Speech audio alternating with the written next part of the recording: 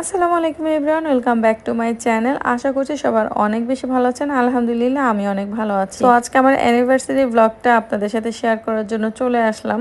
And ওই দিন আমাকে আমার শাশুড়ি মা সারপ্রাইজ দেওয়ার জন্য, আমাকে না মিলে আমি এবং আমার হাজবেন্ড দুইজন কি সারপ্রাইজ দেওয়ার জন্য এই কেকটা অর্ডার করেছিল আমাদের অ্যানিভার্সারিতে। এবং এটা ফরচুনেটলি আমি আগেই দেখে ফেলেছি এন্ড ফ্রিজ থেকে বের করে একটু ভিডিও করে রেখেছি। দেন আমাদের অ্যানিভার্সারি ছিল 15ই সেপ্টেম্বর। তো 14 তারিখ ছিল এটা, 14 তারিখ রাত 12টায়। যখন 15 তারিখটি স্টার্ট হয় অ্যাকচুয়ালি, তখন আমি আর আমার হাজবেন্ড মিলে কেকটা কাট করলাম। বাসার সবাইও ছিল। দেন কেক ওর উপরে যে আর্টিফিশিয়াল ফ্লাওয়ার দিয়ে এটাকে ডেকোরেট করা হয়েছিল, সেই ফ্লাওয়ার গুলো আমি তুলে রাখছিলাম কারণ কেকটা কাট করে আমরা খাবো। এন্ড এখানে আর্টিফিশিয়াল ফ্লাওয়ারের থেকে যদি রিয়েল ফ্লাওয়ারটা দিত অনেক বেশি ভালো লাগতো। আর কেকটার উপর যে সুইট বল গুলো দেখতে পাচ্ছি, এগুলো আমি ভেবেছিলাম ফার্স্টে যে সুইট বল, ওইটা ভেবে একটা মুখে দিয়েছিলাম তুলে, বাট আমি খুবই ডিসঅ্যাপয়েন্টেড হয়েছি। এটা ছিল ফন্ডেন্টের এবং কেকটা অনলাইন থেকে অর্ডার করা ছিল। মোস্ট প্রবাবলি আমার ননদ অর্ডার করে দিয়েছিল। তো যাই হোক, ও এই পেজটা থেকে সবসময় কেক আনে।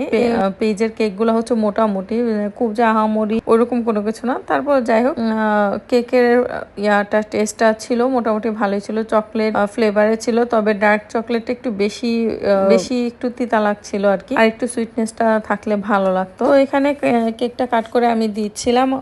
আচ্ছা, ওভারঅল আরেকটা কথা বলি, এটা কেকের ডিজাইনটা আপনাদের সবার কাছে কেমন লেগেছে একটু বলবেন। আমার কাছে কিন্তু কেকের ডিজাইনটা অনেক বেশি ভালো লেগেছে, কারণ অ্যানিভার্সারি কেকের ডিজাইন হিসেবে এই কেকের ডিজাইনটা অনেক বেশি সুন্দর। আর যেহেতু ঘরোয়া ভাবে বাসায় কাট করার জন্য, সো এই ডিজাইনটা অনেক বেশি আমার কাছে সিম্পলের মধ্যে অনেক বেশি সুন্দর লেগেছে। তবে কেকের উপরে এই ফন্ডেন্ট দিয়ে বলগুলা তৈরি করে দেয়া, এটা আমাকে খুবই হতাশ করেছে, কারণ এখানে নর্মালি কিন্তু সব জায়গায় দেখে আমরা সুইট বলটাই ইউজ করি। তো এটা যখন আমি মুখে দিয়ে দেখলাম এটা ফন্ডেন্ট, খুবই ডিসঅ্যাপয়েন্টেড হয়েছি। যা কেয়ার করার। আর এটা ছিল সন্ধ্যার একটু পরে, রাত্রেবেলা 8:30টার দিকে। আমার হাজবেন্ড একটু বাইরে গিয়েছিল একটা কাজে, তো ব্যাক করার সময় আমার জন্য অ্যানিভার্সারি গিফট নিয়ে এসেছে। এটা তো আমার কাছে খুবই অবাক করা একটা বিষয়। আমি খুবই সারপ্রাইজড হয়েছি ও আমার জন্য যে অ্যানিভার্সারিতে গিফট নিয়ে এসেছে, কারণ এটা আমি ওর থেকে একদমই আশা করিনি। ও এইসব ব্যাপারে খুবই কি বলবো, ইম্যাচিওর। ও এইগুলা একটু কম বোঝে আর কি। তো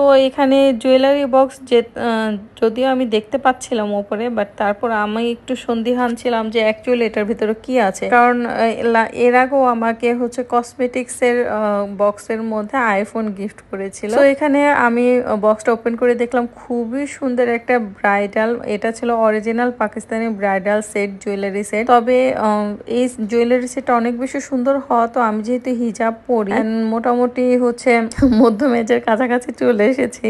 তো এটা অনেকটা বাচ্চাদের একটা ব্রাইডাল সেট ছিল আর কি। একটু কম বয়স্ক যারা আছে তারা বিভিন্ন বিয়েতে অনুষ্ঠানে গেলে যে পরে, এই টাইপের ওদের জন্য একদম পারফেক্ট ছিল। তবে জুয়েলারি সেটটা অনেক বেশি সুন্দর ছিল, দুলটা অনেক বেশি সুন্দর ছিল। আর সবচেয়ে ভালো লেগেছে এই জুয়েলারি সেটের মধ্যে চোকারটা আর সাইডে একটা ঝাপটা ছিল, ঝাপটাটা অনেক বেশি সুন্দর ছিল।